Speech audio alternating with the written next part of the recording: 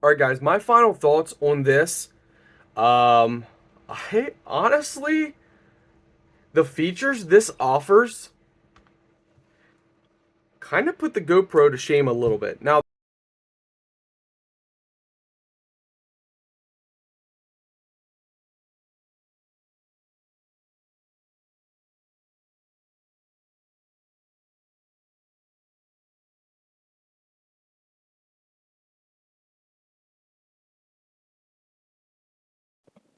okay, this is filming with the camera. It is a cloudy day. Now, hello everyone. Today we are looking at the iZEEKER. This is the IA 800 action camera. I'm pretty excited to show you guys what is in the packaging. It can do 6K 30 frames per second, Ultra HD, 40M waterproof, dual screen display, control and view with built-in Wi-Fi, and many more features. You get a user manual and a quick start guide. You get tons of accessories for mounting your camera.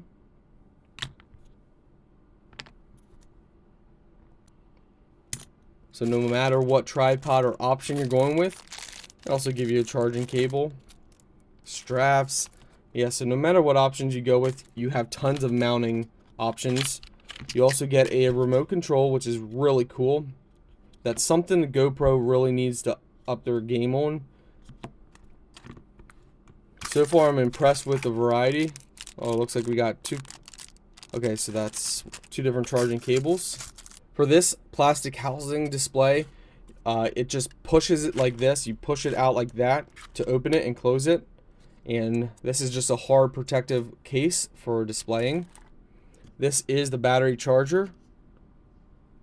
Dual battery charger. They give you two batteries, which are 3.7 volts, 1350 mAh. You get two of them. Some more straps. And again, there's a remote to look at even more. Looks like it's all ready to go. We just need to pair it with it. And this is it. It comes in a waterproof housing unit. Very nice. There's going to be plastic all around on the lenses and on the screens. You guys can see it there in the corner. Just peel these off. Some people do leave it on for protection. I take them off because we use our cameras, but you guys could leave them on if you really want to. So this is what it looks like, and we will compare it versus a GoPro. So keep that in mind. We will do all that, and I will show you the footage of this as well. To open up a charging bay to connect to a charger or your computer, you press down and slide over, and this little bay pops up. In here you can see you have a Type-C and also a micro cable port. Push it down, make sure you latch it in. Press down over here, same for the battery compartment, and then slide it up. In here's where you put your TF card and also your battery. I do not believe they provide any TF cards. I have not seen any, so you will need a memory card. Please keep that in mind, my friends. Over here you have your different buttons and modes. And on the top you have probably to record and to stop.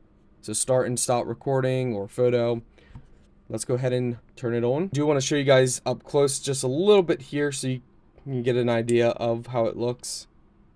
This is a removable protection lens. I don't see any reason why you would want to remove it, so I recommend keeping it on. When you turn it on, you just press and hold the top button right here. And then, so it is touchscreen. It says swipe down to enter the shortcut interface button. Swipe up to switch the current mode. Here, we can take this off so you guys can see how clear it is. It's kind of nice to give you these little instructions.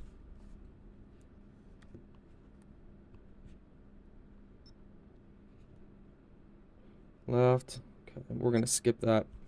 Okay. It's at 4K 60 frames per second. Oh, that's so cool. It could do 4K at 60. I wonder if it's going to be true 4K. Obviously, Amazon does scale down videos, so the videos you see on Amazon are scaled down a little bit, but we're going to try recording in the 4K. We're going to play with some settings, and I'm going to show you guys some footage afterwards so you guys can see what you think. By the way, this is a GoPro Hero 10, and this is the difference between the two.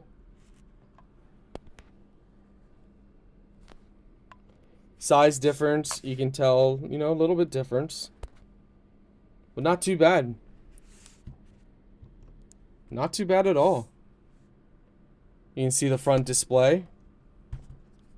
There you can see up to 6K 30, 4K 30, 2.7K 60, 2.7K 30, 1440 60, 30, 1080 120, 1080 60, 30, 720 240 frames. Wow, you guys can really select a lot of different that's crazy, a lot of different things. You have normal, V, time lapse, slow motion, video plus photo, diving mode, quick stories. Oh my goodness, you have so many things here. For photo mode, you got time lapse, timing photo, raw photo, long exposure, burst photo. This is impressive. Very impressive.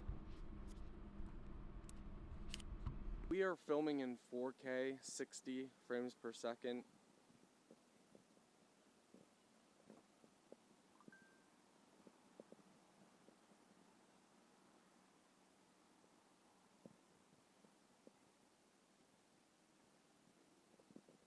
Let's go ahead and see. We played with the settings a little bit.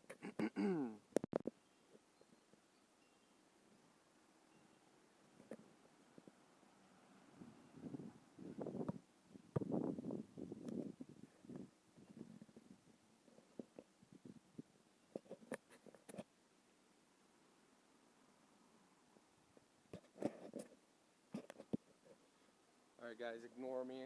I got some hat hair, but let's show you what it looks like under a dark area. So this is more of a dark area. You guys can see me under a dark area. So this is under a tent, and it's cloudy outside. So now let's show you guys as we come to the light. This is me out in a cloudy day with the light all around me. Again, I'm sorry for my hair. I've been wearing a hat all day. But yeah, so this is the footage. There's still a lot to learn. I play with the settings a little bit. Now this is if I move my hand very quickly. So I'm moving very quickly. Kind of give you guys an idea. Now if we just move medium.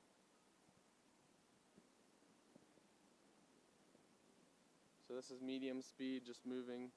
And then this is just moving slow, taking my time, trying to really hold the camera still. So yeah, we'll see the footage. The GoPro is amazing. I have the 10, the 9, so there's the 9, there's the 10, the 8, and the 7, and the 4. But the fact that it has remote, and a decent amount of options. Now, what's going to really decide if I actually start using this a lot more than the GoPro is going to be the quality. You guys have probably seen the quality already, or you're about to see the quality. I'm going to look at the quality myself and see, but my friends, sorry. As we speak, I am loading the footage on to my computer, so if you want my final honest opinion on as far as the quality goes, I am now loading it on to my computer. We need to sort by type. We need to group it by type. I got some photos that I'm going to be looking at as well. Transferring the photos over now and transferring the video files. Not crazy high video files, so we recorded in the 4K 60. We're going to find out, my friends. We're going to find out, how good this really is. I also do want to point out that this is probably going to be much better as far as the value point, because this, is packed with lots of features. For one, it depends on what you compare it. We're looking at the photo right now. My personal opinion is the photo's not bad with actually some editing from the iZEEKER cam. I think the photos could look pretty decent. You know, they're obviously not as good as a GoPro, but they're not bad. Really, all things considering. Now I'm gonna play the actual video footage. Okay, I'm playing it right now. The volume is very low on this camera. So the volume of the audio is low, so you might have to edit and up that a little bit. Seems to be sometimes like some flashing within the video, just like split second. I mean, it's not bad quality. Um, for what you get, it's not bad. It's not good at macro, so it's not good at up close objects, which is normal. I mean, cameras really aren't that good for that. Autofocus, so the auto settings take a little bit. Playing with different settings. Overall, it's not bad. No, it is not a bad camera, but I'll let you guys decide. I won't keep wasting and blabbing on. I'll let you guys decide for yourself with the footage and see what you think. And, yeah, let you decide ultimately there. But it's really not bad. I like the features. I am going to be using this for specific projects. Nice.